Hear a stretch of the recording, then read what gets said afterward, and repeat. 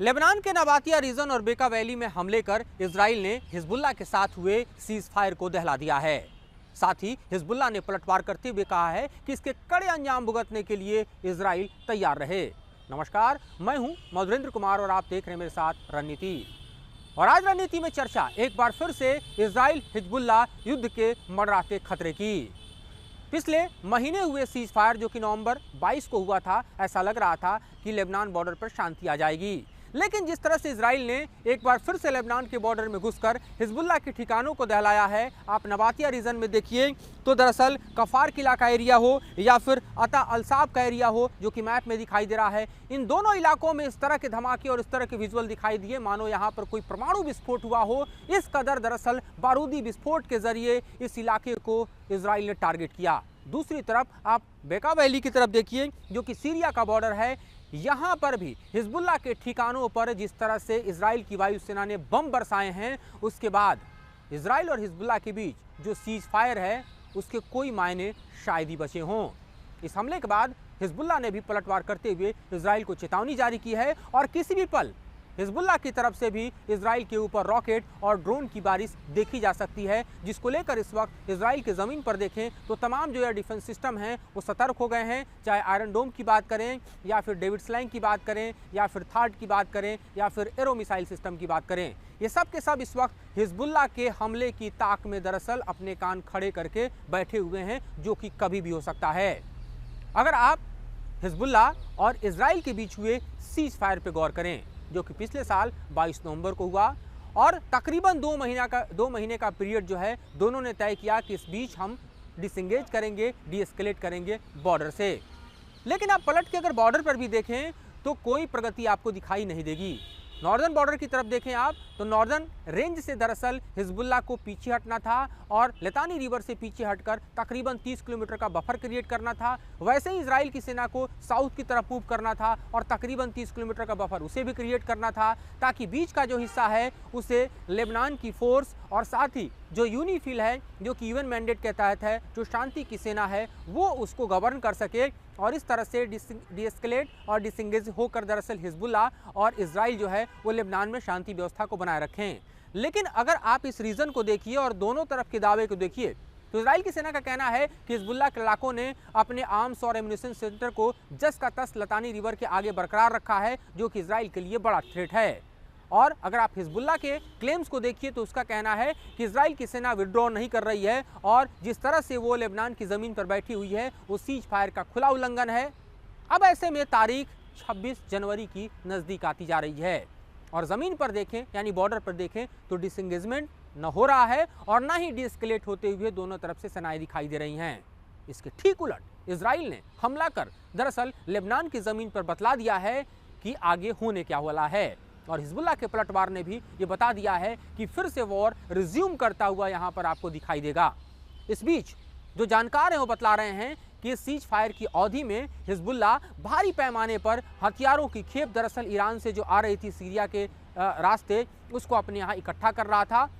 और इसी border area में जिसे आप दरअसल बेका वैली की तरफ देख रहे हैं हमले को, वहाँ पर इजराइल ने टारगेट करते हुए क्लेम किया हुआ है कि भारी पैमाने पर इस रूट से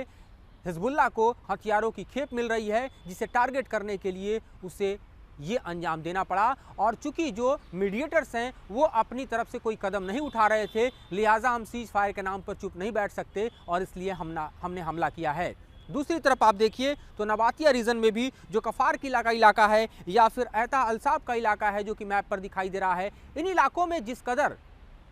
एयरफोर्स ने इजराइल के हमले किए उसके बाद का विजुअल ये बतलाता है कि दरअसल 1000 पाउंडर से ज़्यादा बम और वो सैकड़ों की संख्या में बरसाए गए, क्योंकि जिस तरह का विस्फोट, जिस तरह का धुआं, जिस तरह की आग को हम विजुअल्स में देख रहे हैं वो ये बतलाने के लिए काफ़ी है कि मानो ये हमला किसी टैक्टिकल न्यूक्लियर वेपन से किया गया हो, इस कदर विस्फोट हुए हैं। तो जानकारी है तकरीबन 11 लोग इसमें मारे गए हैं, जिसकी पुष्टि जो है वो लेबनान की तरफ से की गई है और ये वो इलाके हैं जहां पर आईडीएफ क्लेम कर रहा है कि भारी पैमाने पर हिजबुल्लाह के रॉकेट भंडार हैं।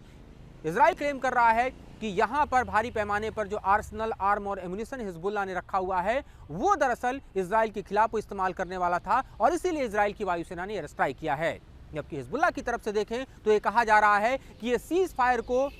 ध्वस्त करने के लिए दरअसल हिजबुल्लाह के ठिकानों पर इजराइल का टारगेट है और इजराइल खुद नहीं चाहता कि ये सीज फायर आगे बढ़े और जाहिर तौर पर ऐसे में इजराइल को इसके अंजाम भुगतने होंगे। इजराइल को इसके लिए तैयार रहना चाहिए। हम अगर बदली हुई परिस्थितियों को देखें तो एक तरफ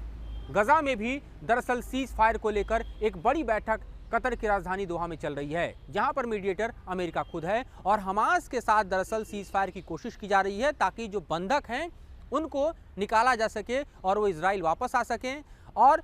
गजा में दरअसल पूर्ण रूपेण शांति हो। इसलिए हमास ने इस बैठक में शर्तें रखी है कि जो फिलाडेल्फिया कॉरिडोर है, जो कि दरअसल गजा के बीच और इजिप्ट के बीच का कॉरिडोर है, वो पूरी तरह से डीएस्केलेट हो और वहां से इजराइल की सेना पूरी तरह से वापस जाए। दूसरी शर्त जो हम देखें हमास की तरफ से वो ये है कि ये परमानेंट सीज फायर हो, टेम्प्रोरी सीज फायर हम नहीं मानेंगे। और तीसरी जो गजा स्ट्रिप है वहां से भी इजराइल को विड्रॉ करना पड़ेगा। और ऐसी स्थिति में देखें कि दरअसल इजराइल एक तरफ दोहा में बातचीत को आगे बढ़ा रहा है और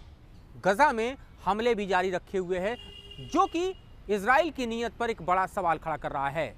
और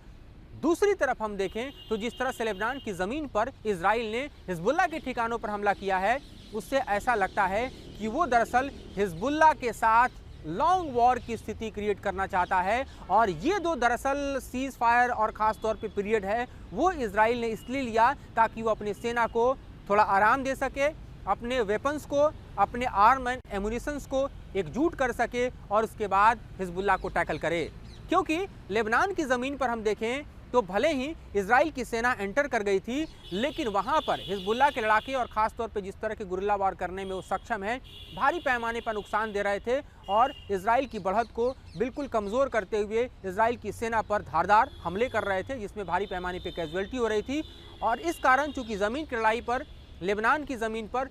हिजबुल्लाह के खिलाफ इजराइल के सैनिक कमज़ोर पड़ रहे थे, लिहाजा टैक्टिकली जो है सीज फायर किया गया।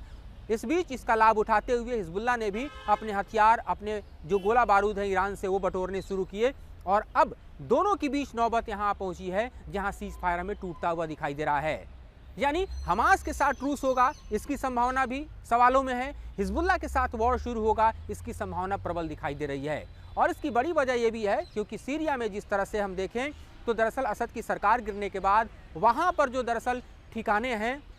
एक्सिस ऑफ रेसिस्टेंस का वहाँ पर जो हथियार है, ईरान का जो वहाँ पर डिपो है, उसको भी हम देखें तो लगातार इजराइल टारगेट करता रहा है ताकि अपने बॉर्डर एरिया में वो भारी पैमाने पर एक्सिस ऑफ रेसिस्टेंस को कमज़ोर करे। एक तरफ वो हमास को निपटने का दावा कर रहा है, दूसरी तरफ हिजबुल्लाह के खिलाफ फिर से वॉर जोन में एक्टिवेट होता हुआ इजराइल दिखाई दे रहा है। तो ये एक नई रणनीति का हिस्सा समझ सकते हैं जो नेतन्याहू की रणनीति का हिस्सा है, क्योंकि जिस तरह से अभी हाल के दिनों में इजराइल ने दरअसल अपने प्रॉमिस लैंड का नक्शा जारी किया जिसमें उसने तमाम अरब लैंड को शामिल किया है, उसमें फ़िलहाल तो ये दिख रहा है कि उसने गजा की ज़मीन पर कब्जा किया है, उसने फ़लस्तीन की ज़मीन पर कब्जा किया है और अब उसकी नज़र हिजबुल्लाह के खिलाफ है। तो जाहिर है कि लेबनान की ज़मीन है और सीरिया में तो आगे बढ़ ही चुका है, जहाँ पर गोलन हाइट से नीचे उतर चुका है। तो ऐसे में हमें नज़र बनाकर रखनी होगी कि आगे इजराइल की रणनीति जो है वो किस तरह से काम करती है, क्योंकि जिस तरह से हमले किए जा रहे हैं वो दरअसल सीज फायर या ट्रूस के लिए तो दिखाई नहीं देते, बल्कि एक लॉन्ग रेंज वॉर का जो यहाँ पर संभावना है उसको दर्ज किया जा सकता है। फिलहाल इस मुद्दे पर इतना ही। इससे जुड़ी जानकारी और ज़्यादा विश्लेषण हम आपके समक्ष लेकर आते रहेंगे। फिलहाल मुझे और मेरे सहयोगी विकास राय को दीजिए इजाज़त।